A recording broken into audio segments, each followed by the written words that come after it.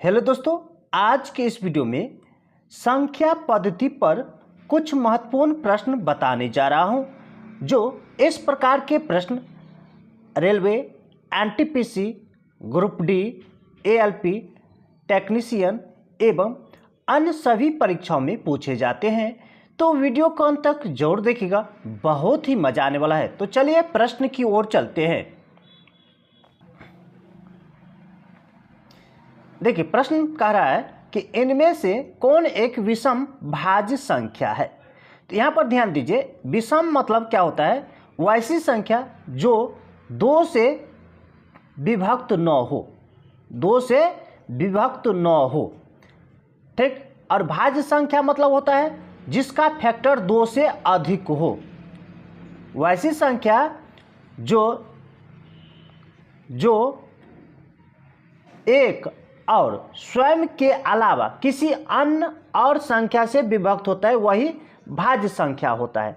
अर्थात ऐसे हम कह सकते हैं जिसका 2 से अधिक फैक्टर हो, वह भाज्य संख्या होता है। तो सबसे पहले विषम बोल रहा है, तो सबसे पहले सी तो होगा नहीं, ठीक। अब देखिए, भाज्य कह रहा है तो 13 जो है भाज्य संख्या नहीं है, अभाज्य है 13, ये होगा नहीं। 17 भी भाज्य नहीं है, तो ये होगा नहीं। तो होगा कौन? डी। चलिए हम लोग अगले प्रश्न की ओर चलते हैं। देखिए, प्रश्न में राहुल ने एक संख्या को 2 से गुना करने के बजाय 2 से विभाजित कर दिया, तो उसे उत्तर 2 प्राप्त होता है। देखिए, मान लेते कोई संख्या x है, इसे गुना करना था 2 से, लेकिन ये न कर करके, ये गुना न करके ये लड़का क्या कर दिया? भाग कर दिया, यानी x को भाग कर दिया 2 से। तो इसका उत्तर कितना आया? 2 आया।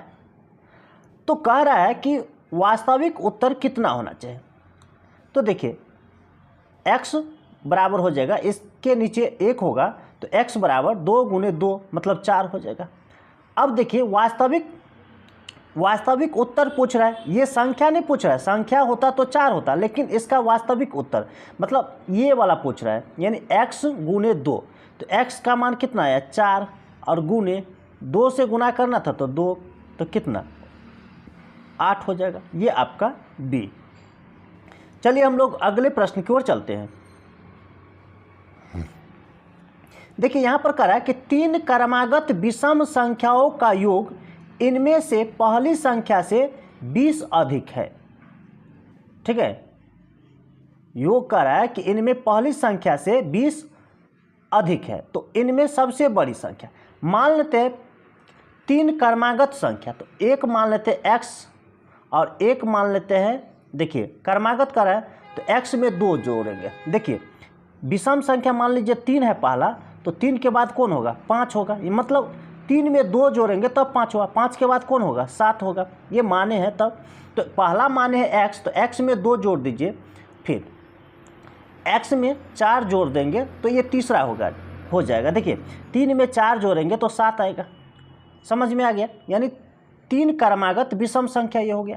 तीनों को अगर जोड़ेंगे, तीनों को जोड़ दीजिए, तो देखिए x प्लस 2, ठीक है, और x प्लस 4, तीनों को जोड़ रहे हैं। तो क्या कर रहा है कि पहली संख्या से 20 अधिक है, तो पहली संख्या कौन? ये। तो इससे 20 अधिक कर दीजिए, तो x में 20 जोड़ देंगे। अब देखिए, यहाँ पर जोड़िए तो 1x, 2x और 3x, तो 3x हो गया। अब प्लस 2 और 4, तो 6 बराबर x प्लस 20। देखिए, x प्लस में इधर आएगा तो माइनस में हो जाएगा, तो 3x में से 1x गया तो कितना? 2x बराबर, ये 6 इधर आएगा तो उठ करके तो माइनस हो जाएगा, तो 20 में से 6 घटाएंगे तो कितना? 14, ठीक है। तो देखिए, ये 2 से कट जाएगा, तो 2 सत्ते 14, तो x बराबर कितना? 7।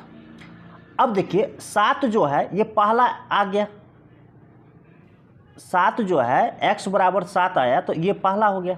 अब दूसरा क्रमागत कर रहा है, तो 7 में 2 जोड़िए तो कितना? 9। और 9 में फिर 2 जोड़ दीजिए, नहीं तो 7 में 4 जोड़ेंगे तो कितना 11।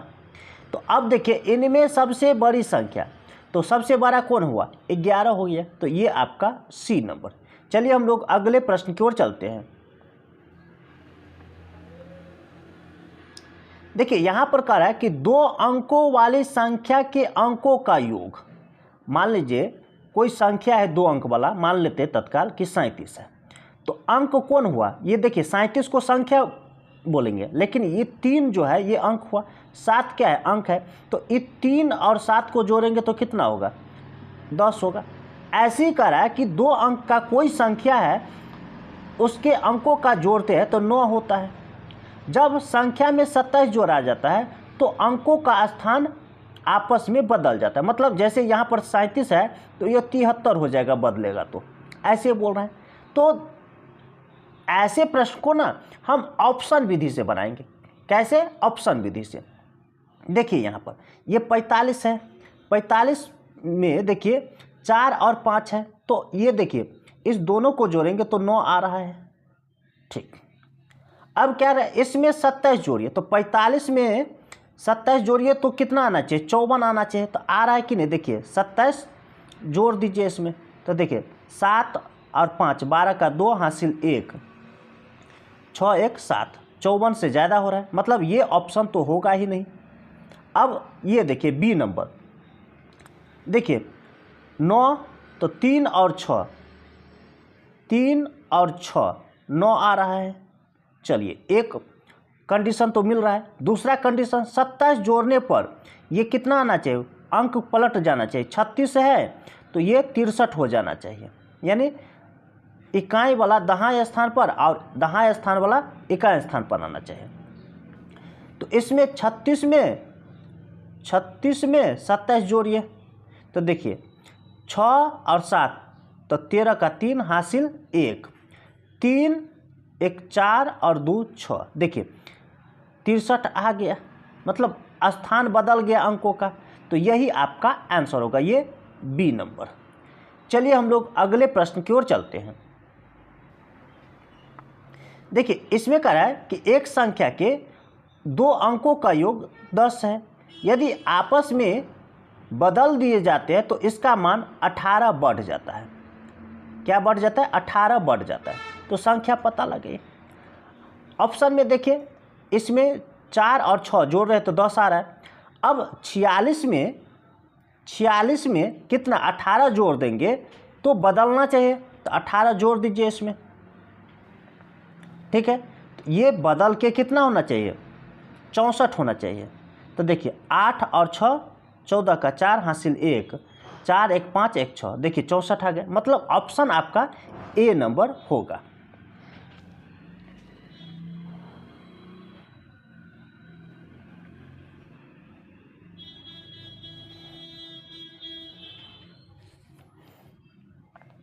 देखिए इस दोनों को कह रहा है कि गुणनफल होता है क्या, कभी कभी परिमेय संख्या और कभी कभी अपरिमेय संख्या, 4 के बराबर परिमेय संख्या अपरिमेय संख्या।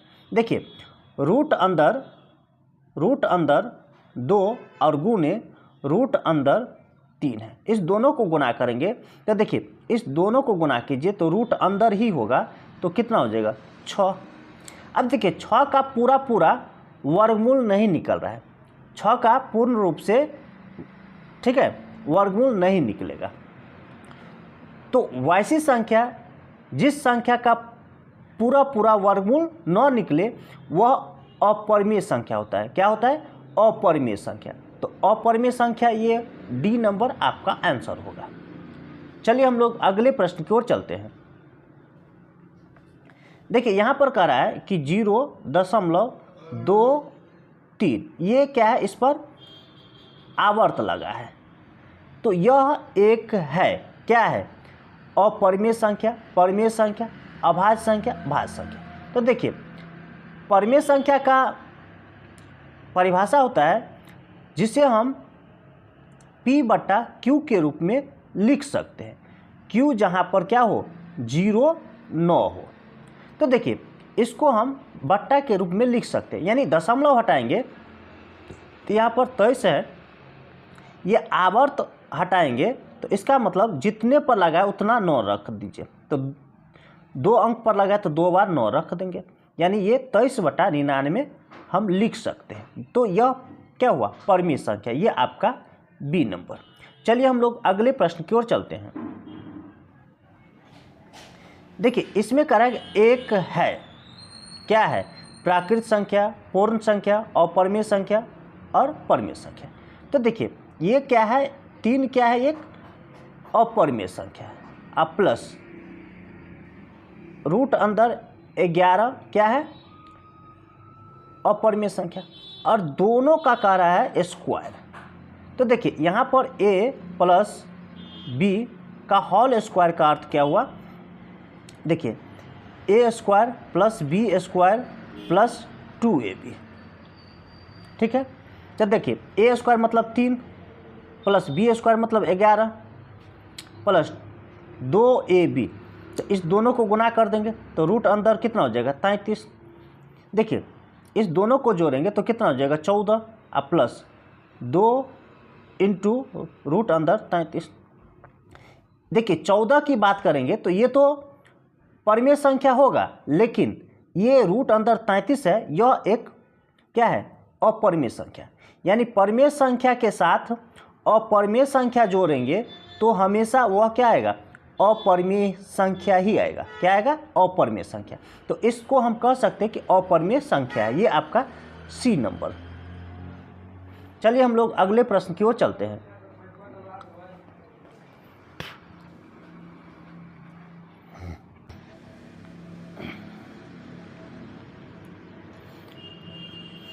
इनमें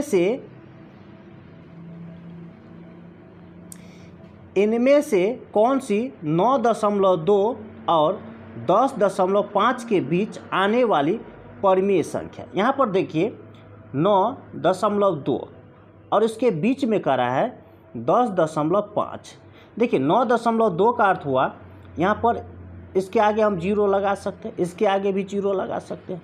अब देखिए इस बीच में 9.20 के बाद ये देखिए 9.15 है, मतलब ये तो आएगा नहीं बीच में। यहाँ पर देखिए 9.55 है, तो देखिए यहाँ पर 9.20 है, तो इसके बीच में ये आ रहा है, ये आ रहा है, ठीक। यानी 9.21 ऐसे करके, फिर 9.22, 9.33, फिर ऐसा आएगा कि 9.30 हो जाएगा, फिर ऐसे आगे जाएगा, ऐसे ही बढ़ता जाएगा। तो ये बीच में आ रहा है, ठीक है, ये तो होगा। अब इधर देख लीजिए 10.67, तो ये तो बीच में नहीं आ रहा है, आगे जा रहा है, यानी इसके बाद आ रहा है ये संख्या, ये 9.08। तो ये भी संख्या नहीं होगा, क्योंकि इससे पहले ये है, इससे पहले ये संख्या आ रहा है। तो आपका आंसर ये बी नंबर होगा। चलिए हम लोग अगले प्रश्न की ओर चलते हैं। देखिए इनमें से कौन सी संख्या परिमेय संख्या नहीं है। क्या कह रहा है, परिमेय संख्या नहीं है। तो देखिए 32, देखिए यहाँ पर ये जो लिखा है ऐसे रूट के अंदर, तो यहाँ पर 5 है और ये 32 है। तो देखिए अगर इसको हम हल करेंगे, ठीक है, तो 32 का पावर 1/5 हम लिखेंगे।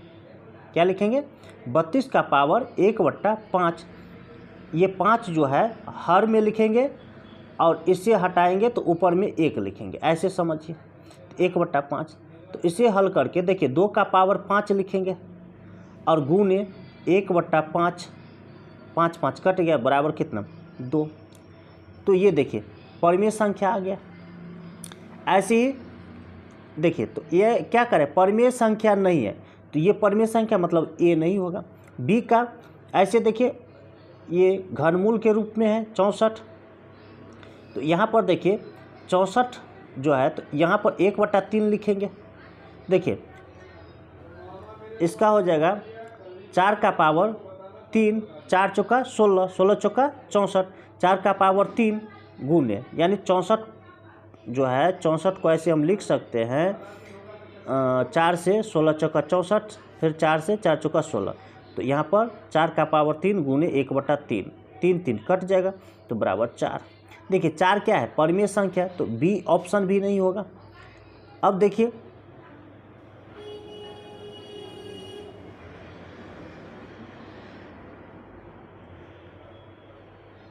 अब सी में देखिए यहाँ पर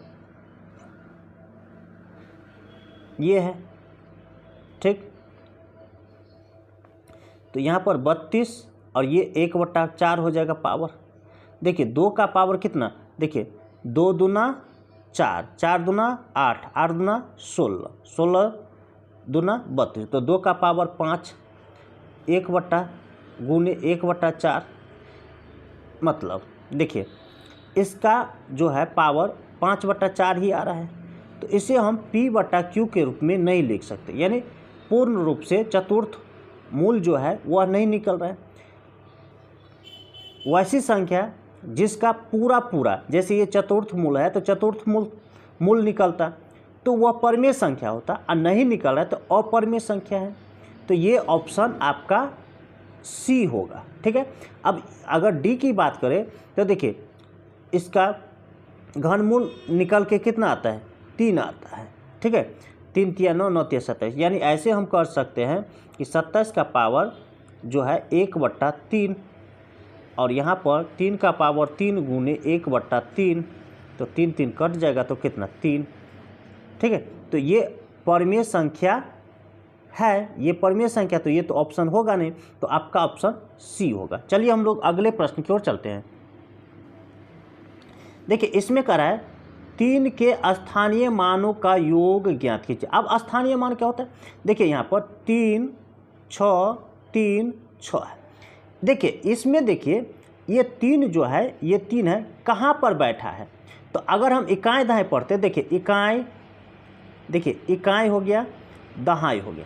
दहाई मतलब क्या होता है, यहाँ पर 3 और 1 0 लगा दीजिए, ये स्थान इसका हो गया, ठीक है, ठीक है। अब देखिए यहाँ पर इकाई दहाई सैकड़ा हज़ार, ये कहाँ है, 1000 के स्थान पर है, तो 3 यहाँ पर रखिए और 3 0 लगा दीजिए, यानी 3 के बाद कितने अंक है उतना 0 लगा दीजिए, 3 0 लगा दीजिए, यानी जिस स्थान पर रहे, ठीक है, तो वह अंक लिख करके उतने 0 लगा दें। देखिए यहाँ पर 1000वें स्थान पर है तो 3000 हो गया, सैकड़ा स्थान पर है तो 30 हो गया, मतलब इस अंक के आगे जितने अंक है उतना 0 लगा देना। तो देखिए इस 3 के बाद 3 अंक है तो 3 0, इस 3 के बाद 1 अंक है तो 1 0।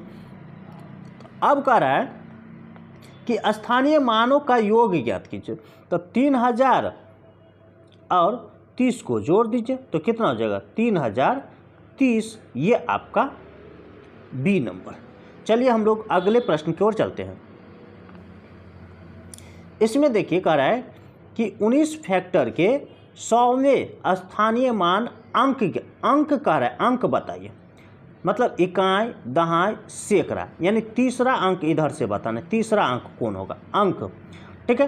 तो अब देखिए 19 फैक्टोरियल है, 19 फैक्टोरियल, तो इसमें एक चीज़ हम ज्ञात कर सकते हैं पहले कि इसमें जीरो की संख्या कितना है, अंतिम जीरो की संख्या, इधर से जीरो की संख्या कितना है।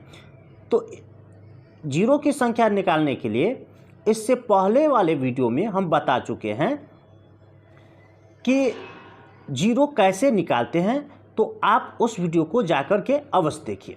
देखिए सबसे पहले इसमें हम जीरो निकालने के लिए 5 की घात देखेंगे। तो 5 की घात कैसे निकालेंगे, देखिए 19 को भाग देना है 5 से, तो देखिए 5 तिया 15 3, ठीक। अब देखिए 5 से ये 3 जो है छोटा है, तो अब भाग नहीं लगेगा, तो नहीं लगेगा तो ये काट दीजिए, और ये जो आया है यही क्या है, अंतिम 3 शून्य है, यानी अंतिम में 3 शून्य होगा। यानी ऐसे इसको समझिए कि 1 गुने 2 गुने 3 गुने ऐसे ही कर करके 19 तक जाएगा, तो इसमें सभी को गुना करने पर अंतिम में 3 शून्य आएगा। अंतिम में कितने शून्य आएगा, 3 शून्य। तो ये देखिए इकाई दहाई सैकड़ा, यानी 100वें स्थान पर क्या आ रहा है, 0 आ रहा है, तो ये आपका ए नंबर आंसर होगा। चलिए हम लोग अगले प्रश्न की ओर चलते हैं। देखिए इसमें कह रहा है कि 5 के स्थानीय मान और अंकित मान के बीच अंतर ज्ञात कीजिए। देखिए यहाँ पर 36, 7, 5, 1, 4, 9, यहाँ पर 5 देखिए कहाँ पर है, ये 5 है। तो स्थानीय मान क्या होता है कि जिस स्थान पर आता है वो, ठीक है, तो किस स्थान पर, तो यहाँ पर देखिए 5 क्या किस स्थान पर, इकाई, दहाई, सैकड़ा, हजारवें स्थान पर, तो 5 लिखिए। और कितना अंक आगे में उतना जीरो लगा दीजिए, 3 अंक आगे में तो 3 जीरो, मतलब 1000 हो गया 5000। अब अंकित मान, तो अंकित मान होता है जो दिखता है वही मान होता है। तो देखिए अंकित मान मतलब क्या हुआ, फेस वैल्यू, मतलब जो दिखता है वही होता है, ठीक है। तो देखिए ये 5 दिख रहा है तो सिर्फ 5 रखेंगे, यही अंकित मान हुआ। अब कह रहा है अंतर, तो घटा दीजिए, 10 में से 5 तो 5, ये 9, ये 9, ये 4, 4995 आपका आंसर होगा, ये बी नंबर। चलिए हम लोग अगले प्रश्न की ओर चलते हैं। अब देखिए यहाँ पर कह रहा है कि अमित की जेब खर्च 150 जूतों पर और 75 घड़ी पर खर्च होते हैं।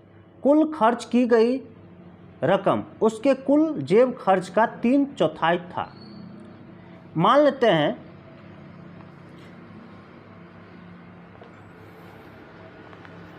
कि अमित का जो है कुल जेब खर्च 100 रुपया होगा। अमित का कुल खर्च कितना, 100 रुपया। यहाँ पर देखिए कह रहा है कुल खर्च की गई रकम उसके जेब खर्च का 3/4 था। तो खर्चा कितना कर रहा है, देखिए 150 खर्च कर रहा है और एक 75 खर्च कर रहा है, तो कितना हो गया, देखिए 5, 7, 5, 12 का 2 हासिल 1, 2, 225 जो खर्च किया है वह कुल खर्च का कितना कर रहा है, अमित का कुल खर्च का यहाँ पर देखिए 3/4 है, तो 3/4 से क्या करना है, गुना कर दीजिए। ये यानी अमित को टोटल खर्च 100 रुपया दिया गया है और ये 225 रुपया जो खर्च किया है कितना है, इसका 3/4 है, तो 3/4 225 हो जाएगा।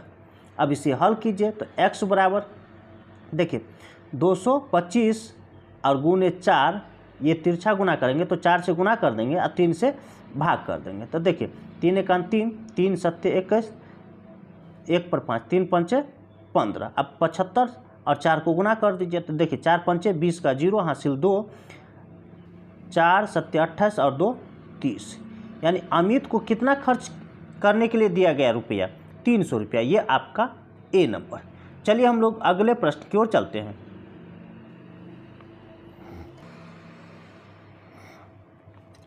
देखिए मोहन एक दिन में 60 रुपया कमाता है और दूसरे दिन 50 रुपया खर्च कर देता है। वह तीसरे दिन फिर से 60 रुपया कमाता है और चौथे दिन 50 रुपया खर्च कर देता है और बाकी दिन यही क्रम चलता रहता है। किस दिन खर्च करने से पहले उसके पास 200 रुपया होंगे। देखिए पहला दिन जो है, पहला दिन वह कमाता है, क्या करता है, कमाता है कितना, 60 रुपया, और वो कह रहा है दूसरा दिन वो खर्च करता है, क्या करता है, खर्च करता है कितना रुपया, 50 रुपया। अब देखिए 2 दिन में ये बचत जो करता है, 2 दिन में कितना रुपया का, देखिए पहला दिन 60 रुपया कमाए, दूसरा दिन 50 रुपया खर्च किया, तो कितना बचत हुआ, 10 रुपया। अब ऐसी क्रम चलेगा तो तीसरा दिन फिर 60 रुपया कमाएगा और चौथा दिन 50 रुपया क्या करेगा, खर्च करेगा। तो चौथा दिन में बचत कितना होगा, देखिए ये यहाँ से 10 रुपया, पहले का 10 रुपया, तो यहाँ पर 20 रुपया हो जाएगा, यहाँ पर क्या हो जाएगा, 20 रुपया। यानी ये पहले का 10 रुपया बचा हुआ है उसके पास, अभी ये 10 रुपया बचा, तो इस दोनों को जोड़ेंगे तो कितना हो जाएगा, यानी 4 दिन में वह बचत कितना करता है, 20 रुपया। अब एक चीज़ यहाँ पर समझिए, अगर 4 दिन का बचत निकालना हो तो इस पूरे को अगर हम 2 से गुना कर देंगे तो देखिए 2 दूना 4, तो 4 और 2 दाहिन का 20, मतलब 4 दिन का निकल जाएगा बचत। अब कह रहा है कि किस दिन खर्च करने से पहले उसके पास 200 रुपया होंगे। अब बताइए यहाँ पर देखिए ये खर्च कर लिया तो फिर कमाएगा ना 60 रुपया, हैं, तो कमाएगा तो वो 60 रुपया, इसमें से 200 में से 60 रुपया कम कर दीजिए। खर्च करने से पहले बोल रहा है, मतलब खर्च कर लिया, खर्च कर लिया है तो फिर 60 रुपया कम आएगा। तो 60 रुपया पहले कम कीजिए, तो 140 रुपया कब होगा वो निकालना है हमें। क्या निकालना है? 140 रुपया उसके पास कब होगा। तो यहाँ पर ध्यान दीजिए क्या बोले हैं कि देखिए यहाँ पर जैसे 20 रुपया है तो 20 रुपया लाने के लिए 2 से गुना किए हैं। तो 140 रुपया लाने के लिए 140 रुपया लाने के लिए क्या करना होगा? देखिए इस 140 रुपया लाने के लिए यहाँ 14 से क्या करना होगा? यहाँ 14 से क्या करना होगा? गुना करना होगा। देखिए 14 दाहिन का 140, तो यहाँ पर 14 दूना 28 हो जाएगा।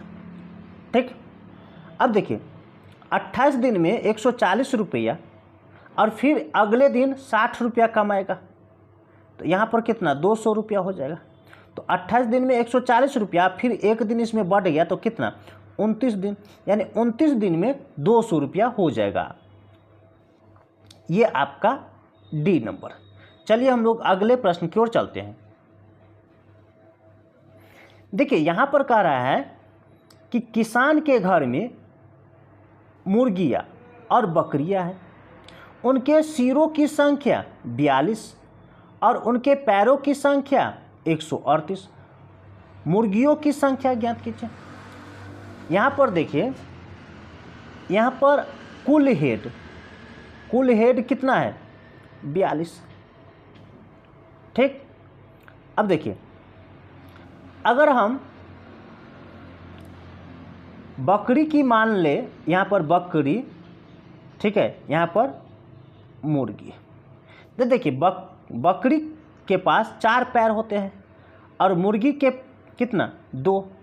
यहाँ पर देखिए हमें क्या निकालना है? मुर्गी की संख्या। क्या निकालना है? मुर्गी की संख्या। तो जो निकालना रहता है उसको हम छोड़ देते हैं, यानी हम मुर्गी को नहीं मानेंगे। हम मान लेते हैं इसमें सभी का सभी क्या है? बकरी है। क्या है? सभी का सभी क्या है? बकरी है। तो अगर सभी का सभी बकरी होगा तो देखिए 42 सिर है, बकरी को 4 पैर होता है, तो टोटल पैर कितना हो जाएगा? इस दोनों को गुना कीजिए, तो 4 दूना 8, 4 चौका 16। देखिए पैर कितना होना चाहिए? 168, जबकि प्रश्न में कितना पैर है? 138। तो पैर बढ़ गया। क्यों बढ़ा? क्योंकि हमने तो सभी को बकरी मान लिया, मुर्गी तो माने नहीं, इसलिए पैर की संख्या बढ़ गया। तो 168 में से 138 घटा दीजिए। ठीक है, देखिए 8 में से 8 घटेगा तो 0, 6 में से 3 घटेगा तो 3, ये कट जाएगा। अब देखिए 30 पैर एक्स्ट्रा हो गया। 30 पैर इसलिए एक्स्ट्रा हो गया क्योंकि हम बकरी मान लिए हैं। ठीक है, यहाँ पर 2 पैर वाला था और 2 पैर प्लस और हो गया, प्लस मतलब 2 पैर और बढ़ गया। तो इस स्वाभाविक बात है, इसको 2 से क्या करना है? भाग कर दीजिए। 30 को 2 से क्या करना है? भाग कर दीजिए, तो कितना हो जाएगा? 15। यानी मुर्गियों की संख्या कितना है? 15। ये आपका ए नंबर। चलिए हम लोग अगले प्रश्न की ओर चलते हैं। देखिए यहाँ पर क्या है? देखिए यहाँ पर कह रहा है कि P से Q की ओर, ठीक है, 2 बस टिकटें तथा P से R की 3 बस टिकटों का कीमत 99। ठीक, परंतु P से Q के 3 बस टिकटों का और शहर P से R के 2 बस टिकटों का कीमत 91 है। तो शहर P से और P से R किराया क्रमशः है। तो यहाँ से मान लेते हैं P से Q की ओर X है और P से R की ओर Y है।